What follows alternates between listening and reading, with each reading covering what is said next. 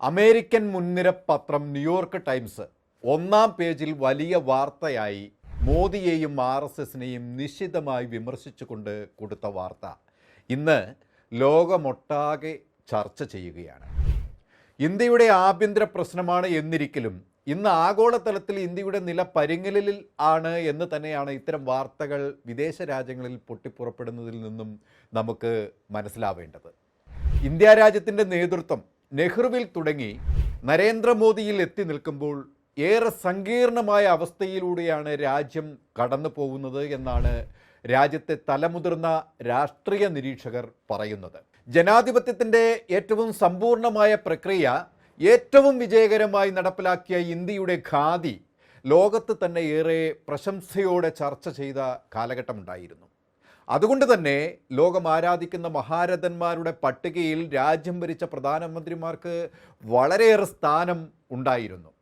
ആർജവത്തോടെ തൻ്റെ ഇടത്തോടെ അന്താരാഷ്ട്ര തലത്തിൽ നടത്തിയ അനേകം ഇടപെടലുകൾ രാജ്യത്തിൻ്റെ കീർത്തി ലോക ശ്രദ്ധ പിടിച്ചു വരുത്തി. ഇന്ദിരാഗാന്ധിയുടെ ഇച്ഛാശക്തിയിൽ അന്ന് അമേരിക്കയും ചൈനയും ജപ്പാനും അടക്കമുള്ള രാജ്യങ്ങൾ മുട്ടുവിറച്ച കാലം. ഇവിടെയാണ് ഇന്ദിരാഗാന്ധിയുടെ ഓർമ്മ നമ്മളെ കോരിത്തരിപ്പിക്കുന്നത്. 7ാം കപ്പൽപ്പട കടലിൽ നങ്കൂരമിട്ട ഇന്ത്യയെ ലക്ഷ്യം വെച്ചപ്പോൾ ഇന്ത്യൻ സമുദ്രാതിർത്തിയിൽ പ്രവേശിച്ചാൽ വന്ന പോലെ തിരിച്ചു പോവില്ലെന്ന് ആർജവത്തോടെ പറഞ്ഞ ഇന്ത്യൻ പ്രധാനമന്ത്രി. അതുപോലെ തന്നെ ഇന്ത്യയുടെ ബഹുസ്വരതയും ഐക്യവും ജാതി മത വർഗ വർണ്ണ ഭാഷാ വിവേചനങ്ങളും ഇല്ലായ്മ ചെയ്തുകൊണ്ട് എല്ലാവരെയും തുല്യരായി പരിഗണിക്കുന്ന ഭരണഘടന അനുശാസിക്കുന്ന തുല്യത പ്രാവർത്തികമാക്കിയിടത്താണ് വർഗീയമായി കടന്നുകയറ്റം നടത്തി അധികാരം BJP പിടിച്ചെടുത്തത്. ആഭ്യന്തരമായും ആഗോളതലത്തിലും രാജ്യത്തിന് വൻതോതിലുള്ള ഇകഴ്ത്തലുകൾക്ക് ഇത് പാത്രമാവേണ്ടി വന്നു. ഇപ്പോഴിതാ ഏറ്റവും പുതിയ ഒരു വാർത്ത പുറത്തു വരുന്നു. അമേരിക്കയിൽ ഏറ്റവും മുൻനിരയിലുള്ള പത്രമായ ന്യൂയോർക്ക് ടൈംസ് ഒന്നാം പേജിൽ തന്നെ ഇന്ത്യൻ പ്രധാനമന്ത്രി നരേന്ദ്രമോദിയുടെയും RSSൻ്റെയും രാഷ്ട്രീയ പൊള്ളത്തരം തുറന്നെഴുതിയിരിക്കുകയാണ്. ഏറ്റവും നാണം കെടുത്തുന്ന രീതിയിലാണ് ന്യൂയോർക്ക് ടൈംസ് ഇന്ത്യയുടെ ഇപ്പോഴത്തെ അവസ്ഥ അവതരിപ്പിച്ചിട്ടുള്ളത്. നിഴലുകളിൽ നിന്നും അധികാരത്തിലേക്ക് ഹിന്ദുവാദ പക്ഷം ഇന്ത്യയെ എങ്ങനെ മാറ്റിമറിച്ചു എന്ന തലക്കെട്ടിനു താഴെ ഇന്ത്യയിലെ നിലവിലെ രാഷ്ട്രീയ സാഹചര്യത്തെ സംഘപരിവാർ ശക്തികൾ എങ്ങനെ ഹൈജാക്ക് ചെയ്ത് മാറ്റിമറിച്ചു എന്ന് അക്കമിട്ട് നിരത്തി വിശകലനം ചെയ്തിരിക്കുകയാണ്. RSS എന്ന സംഘടന കേവലം ഒരു സാംസ്കാരിക സംഘടന അല്ലെന്നും ഇന്ത്യയെ ആഴത്തിൽ പിടിച്ചടക്കിയ വർഗീയ ചിന്ത ആണെന്നും ആ ലേഖനത്തിൽ പറയുന്നുണ്ട്. ഇന്ത്യയുടെ മതേതര പ്രതിച്ഛായ തകർന്നടിഞ്ഞതായും മതപരമായ അടിസ്ഥാനത്തിൽ വിഭജിക്കപ്പെട്ടതായും ന്യൂയോർക്ക് ടൈംസ് ലോകത്തിന് മുന്നിൽ വ്യക്തമാക്കുകയാണ്. വിദ്യാഭ്യാസ സ്ഥാപനങ്ങൾ മുതൽ കോടതികൾ വരെയും പോലീസ് സംവിധാനം മുതൽ മാധ്യമങ്ങൾ വരെയും RSS ഹൈജാക്ക് ചെയ്തു കഴിഞ്ഞു എന്നാണ് പത്രം പറയുന്നത്. നരേന്ദ്രമോദിക്ക് ശേഷം ആരായാലും ഈ വർഗീയ ശക്തികളെ തകർക്കാൻ ശ്രമകരമാണ് എന്നതാണ് അവരുടെ നിരീക്ഷണം. ന്യൂനപക്ഷങ്ങൾക്ക് മേലുള്ള കടന്നാക്രമണങ്ങൾ, പള്ളികളും ക്രിസ്മസ് ആഘോഷങ്ങൾക്കും നേരെയുള്ള കടന്നുകയറ്റവും ഒക്കെ പ്രതിപാദിക്കുന്നുണ്ട് പത്രത്തിൽ.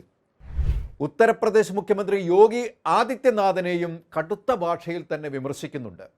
ഹൈന്ദവ തീർത്ഥാടകർക്ക് ഹെലികോപ്റ്ററിൽ പുഷ്പവൃഷ്ടി നടത്തുകയും ഹൈന്ദവ ആചാരങ്ങൾക്ക് കോടികൾ ചെലവഴിക്കുകയും എന്നാൽ മുസ്ലിം ക്രിസ്ത്യൻ വിഭാഗത്തിനെ അടിച്ചമർത്തുകയും ചെയ്യുന്ന സർക്കാർ ഇരട്ടത്താപ്പ് ആണ് സ്വീകരിക്കുന്നത്. ഇന്ത്യയിൽ മോദി സർക്കാർ നടത്തുന്ന മതപരമായ ചേരിതിരിവിൻ്റെ ഭരണം ആഗോളതലത്തിൽ ചർച്ച ആയിരിക്കുകയാണ്.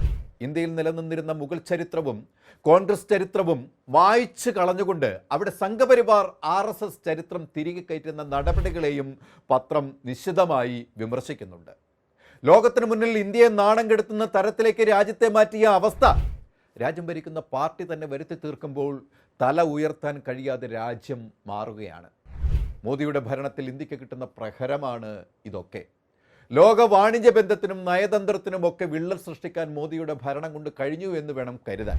2013-14 $112 മുതൽ $121 വരെയായിരുന്നു ഒരു ബാരലിൻ്റെ പെട്രോൾ വില. അന്ന് വില 60 രൂപ, അത് 40 രൂപയാക്കി കുറയ്ക്കുമെന്ന് പറഞ്ഞാണ് മോദി അധികാരത്തിൽ കയറിയത്. 15 ലക്ഷം വെച്ച് അക്കൗണ്ടിൽ കൊടുക്കുമെന്ന വാഗ്ദാനത്തിലൂടെ അച്ഛേദിനം പ്രഖ്യാപനം നടത്തിയ കാര്യം നമുക്ക് ആരെയും ഓർമ്മപ്പെടുത്തേണ്ടതില്ലല്ലോ. ഇന്നലെ $61.15 എതിരെ രൂപയുടെ മൂല്യം എത്തിക്കഴിഞ്ഞു. ഇങ്ങനെ പൊള്ളയായ വാഗ്ദാനങ്ങളിൽ മോദി പ്രഭാവം കെട്ടിപ്പൊക്കുമ്പോഴും യാഥാർത്ഥ്യം ഇങ്ങനെ തിളക്കം മങ്ങിയാണ് പ്രതിഫലിക്കുന്നത്.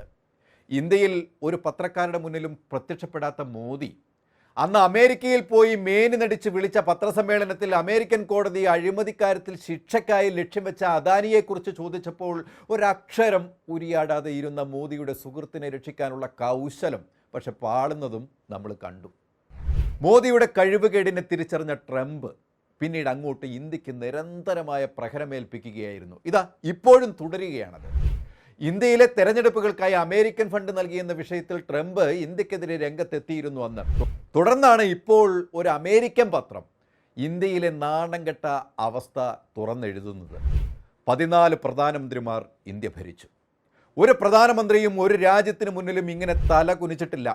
ഇന്ത്യയുടെ ആഭ്യന്തര രാഷ്ട്രീയ ചിന്താഗതികളിലെ വിയോജിപ്പ് നിലനിൽക്കുമ്പോഴും പ്രധാനമന്ത്രി സ്ഥാനത്തിരിക്കുമ്പോൾ ലോകരാഷ്ട്ര തലവന്മാർ എന്നും ബഹുമാനത്തോടെ മാത്രമേ ഇന്ത്യൻ പ്രധാനമന്ത്രിമാരോട് ഇടപഴകിയിട്ടുള്ളൂ.